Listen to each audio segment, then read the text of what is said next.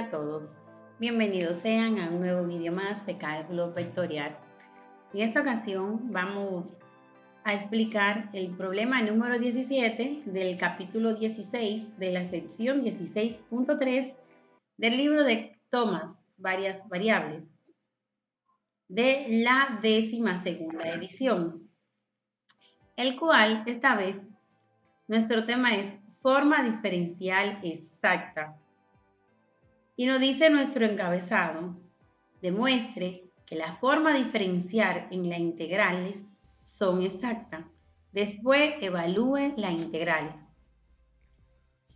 Entonces nuestra integral tiene límite inferior de 1,0,0 y límite superior de 0,1,1. Nuestra componente en diferenciar x está dada por seno de y coseno de x y nuestro d de y está dada por coseno de y seno de x y dz como término independiente. Solamente la tenemos en dz. La trayectoria de la integral que nos están dando, la cual nosotros tenemos que recorrer en el espacio, viene dada por el límite superior que le había dado 0,1,1 y límite inferior igual a 1,0,0.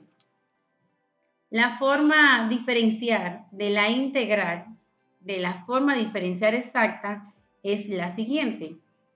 La integral de c por m de x más n de y más p de z. Entonces, antes de empezar a desarrollar el problema, vamos a conocer los dos criterios fundamentales y obligatorios a la vez que nos va a decir si es exacta o no. Dice la primera definición. Cualquier expresión m, x, y y z de x más n, x, y y z de y más p, x, y, z de z. Es una forma diferencial. Una forma diferencial es exacta en un dominio D en el espacio. Si m de x más n de y más p de z es igual a la derivada parcial de f con respecto a x de y más la derivada parcial de f con respecto a y de y más la derivada parcial de f con respecto a z de z. Eso es igual a df.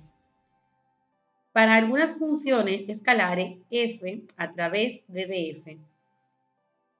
Nuestro criterio, segundo criterio, dice lo siguiente. Criterio de los componentes para determinar si m de y más n de y más p de z es exacto. Es una condición obligatoria, la cual nosotros tenemos que cumplir aquí. Es sí o sí, no es sí o tal vez, es sí o sí, donde dice, la forma de diferenciar m de y más n de y más p de z es exacto en un dominio conexo y simplemente conexo sí y solo sí, es decir, que es obligatorio la derivada parcial de p con respecto a y igual a la derivada parcial de n con respecto a z, coma, la derivada parcial de m con respecto a z igual a la derivada parcial de p con respecto a x y derivada parcial de n respecto a x igual a la derivada parcial de m respecto a y. Esto equivale a decir que el campo F es igual a MI más NJ más PK es consecutivo. Vamos a proceder entonces a ver el problema, ya que sabemos cuándo es que nos tiene que dar exacta la función. Y decimos lo siguiente. Demostrando que la integral es exacta, tenemos lo siguiente. Nuestra integral, nuestra función seno de y, coseno de x, d de x, más coseno de y, seno de x, d de y, más de z. Sabemos que esta función nosotros la tenemos, esta es la igualación de una integral. Está en función a eso.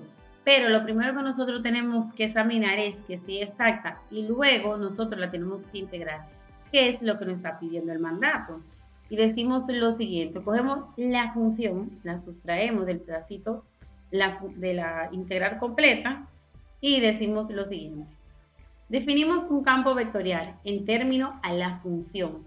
El campo vectorial que nosotros tenemos es M, N y P, que es lo que nos está diciendo las dos definiciones matemáticas para resolver el problema, donde M, N y P son los siguientes.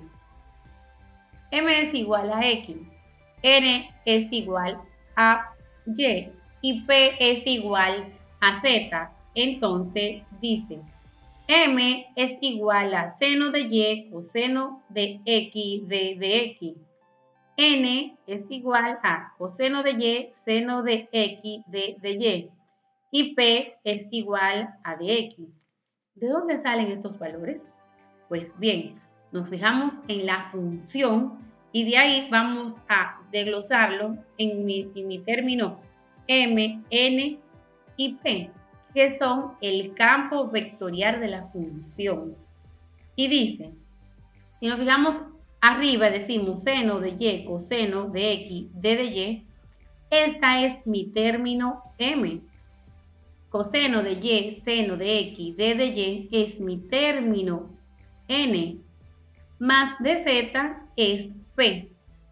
Entonces, aplicamos los criterios para ver si es exacta de la función, teniendo en cuenta las dos definiciones que tenemos que cumplir, que dice sí o sí, es decir, obligatorio.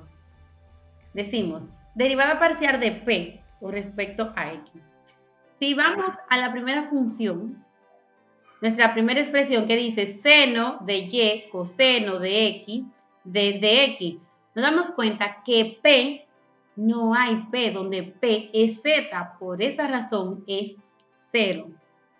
Ahora decimos lo siguiente, derivada de N con respecto a Z igual a derivada de M con respecto a Z. Lo mismo pasa. Si vamos a esta función que estamos viendo aquí, la que está de rojo, no tenemos en ninguno de los términos ni N que es Y, ni M que es X, tenemos a Z.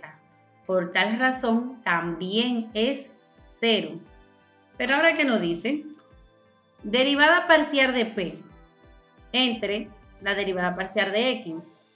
Derivada parcial de N con respecto a la derivada parcial de X. Entonces, ¿qué hacemos? Si nosotros vamos a nuestra función de X, ahí vamos a tener lo siguiente. Dice, vamos a decir que la integral, eso es algo que se lo tienen que saber, pero lo voy a poner aquí porque a veces hay cosas que no nos recordamos siempre. Entonces, pero no lo debemos de saber si ya estamos a este nivel, donde dice que la integral del seno es igual a coseno. Entonces, nuestra primera función que nosotros tenemos con respecto a X en esta derivada es coseno. Coseno, la vamos a dejar igualita. Pero la derivada con respecto a X dice que es seno, por eso vamos a poner que es coseno, porque la estamos integrando. Integrando. Bien, y dice lo siguiente. Aquí en esta parte yo le dije, me excusan, le dije integrando, o sea, yo le estaba diciendo derivando, la derivada, pero la integral del seno es igual al coseno.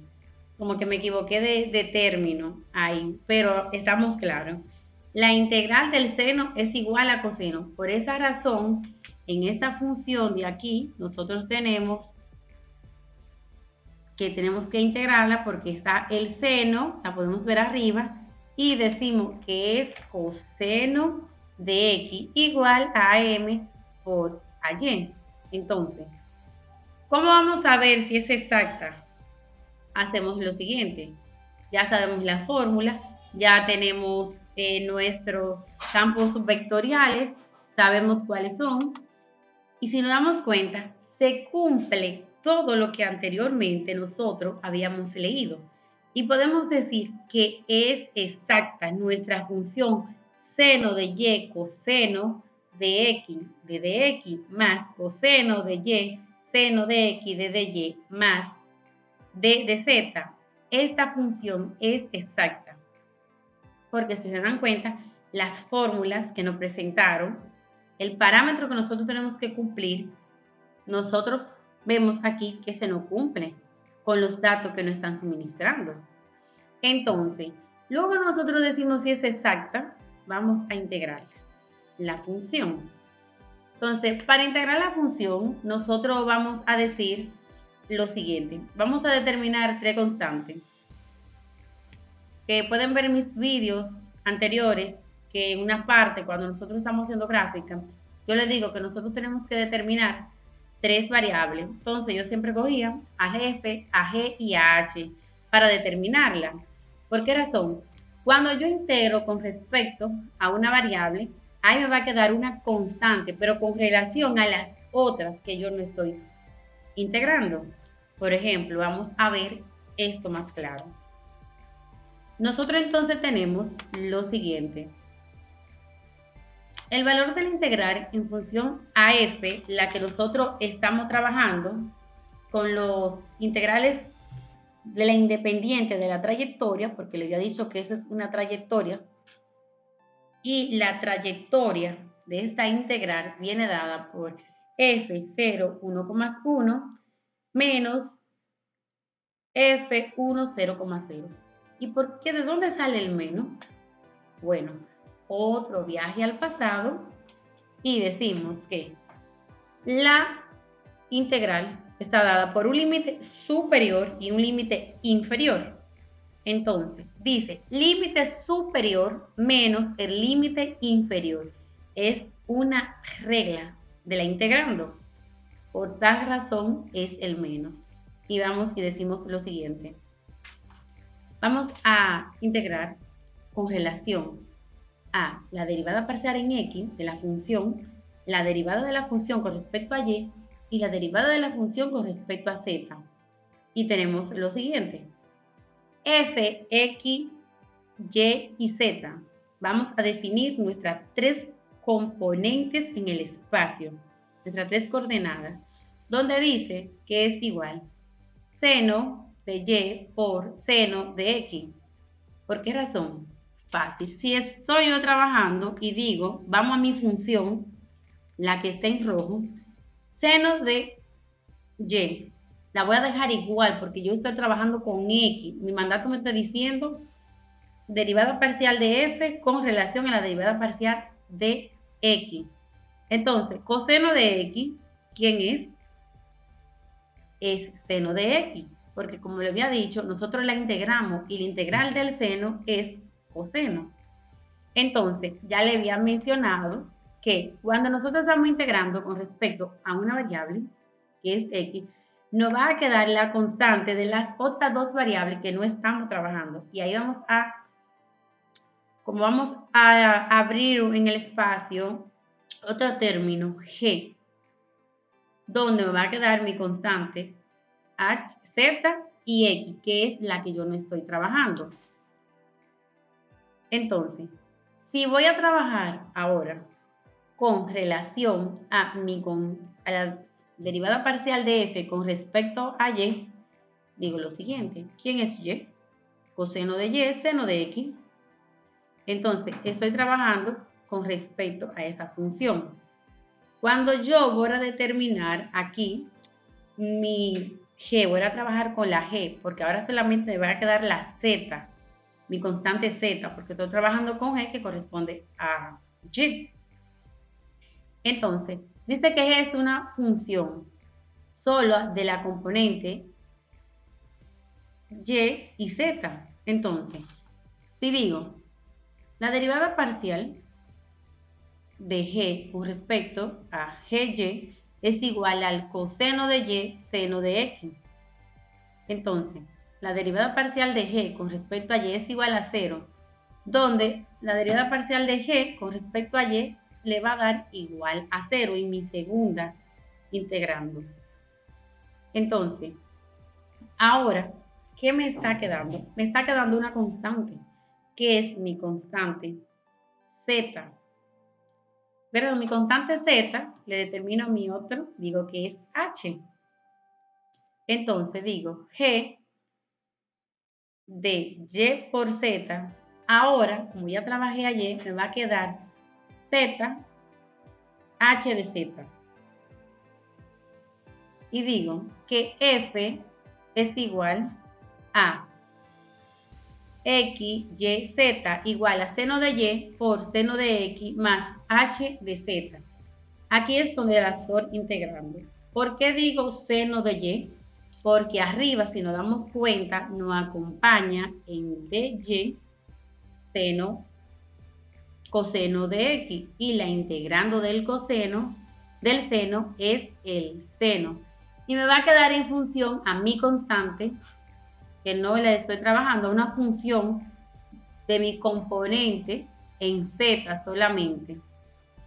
Porque ya yo trabajé ayer, ahora me queda z. Entonces mi tercera ecuación me dice que la derivada parcial de f con respecto a z es igual a h', igual a z es igual a 1, porque z no tiene ningún término, por tal razón es igual a 1 de h, donde z de h por z es igual a z más la constante. La c es una constante, porque vuelvo y le repito que tenemos que tener claro, cuando nosotros estamos integrando con respecto a una variable, se queda una constante que tenemos con relación a las otras dos que no estamos trabajando. Entonces, la función de f es igual a x, y y z.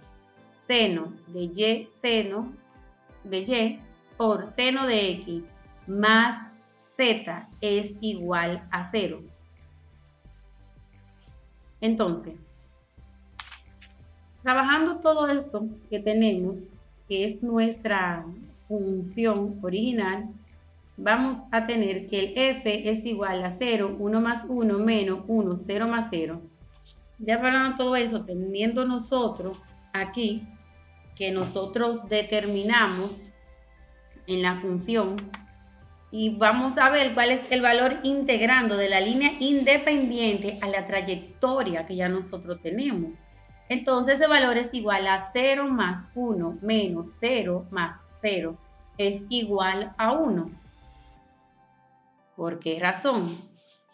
Porque tengo aquí 0 de x más 1. Límite superior menos límite inferior, trabajando mi función.